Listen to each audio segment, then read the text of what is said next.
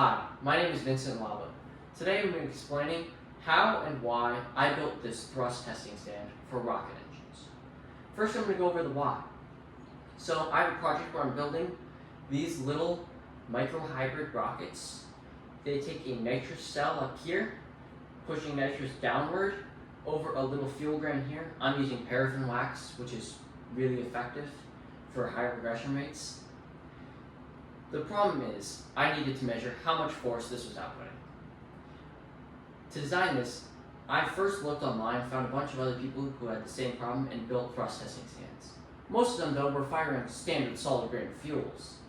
So, they had this flipped upside down, where the thrust is pushing into the ground, and it's ejecting hot gases and fire out the top of the engine. The problem with this, though, is that because I have a nitrous cell up here, the nitrous is partially liquid due to pressure, and if it's oriented upwards, it heats up slowly and slowly releases the nitrous, causing sputtering and inconsistent firing. It's also not the same way you fire the rocket, so orienting it this way is a lot more effective and reliable.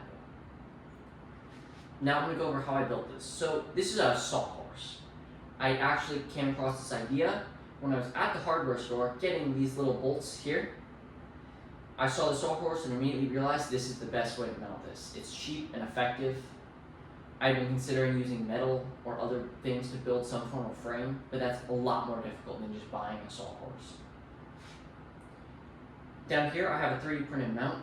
This distributes the force into the sawhorse and prevents the metal force gauge from digging in. Over here, you might be wondering what these parts are. So those are part of my calibration system. To calibrate the rocket, I need a measured force directed upwards into the load cell. At first I wasn't really sure how to do this, and then I came up with pulleys. So I have a pulley here, and this little pulley. This goes into this. It's a really tight fit to prevent the force from being reduced due to friction, but the line then goes over this and pulls down. This causes the force to be transferred upwards, and because this and this are fixed, the force must be exerted on this because it has room to move. And these, it's not losing any force due to the friction because I've lubricated these very well. It's also not providing any mechanical advantage because of the double pulleys. And now I'm going to explain why this doesn't set the sawhorse on fire. You might be wondering, because I'm shooting hot gases and fire down at the ground, and it's going to disperse. This might light this thing on fire, but I've covered it in a thin layer of aluminum, which distributes heat a lot more nicely up this edge. This just makes it so that this will not catch fire. On top of this thing burns for 2 seconds. If you've ever started a campfire, you know that holding a little flame up to a big piece of wood like this for 2 seconds, it's not going to catch fire.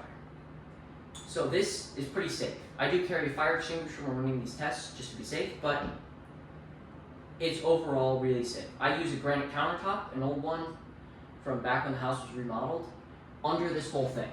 I tethered this down to the countertop, and it acts as a big weight holding the whole thing down, and it distributes the heat and the fire evenly and prevents the turf underneath from getting burned. Overall, I'm really proud of how I built this thing. It may not look like much, but it certainly gets the job done. Thank you.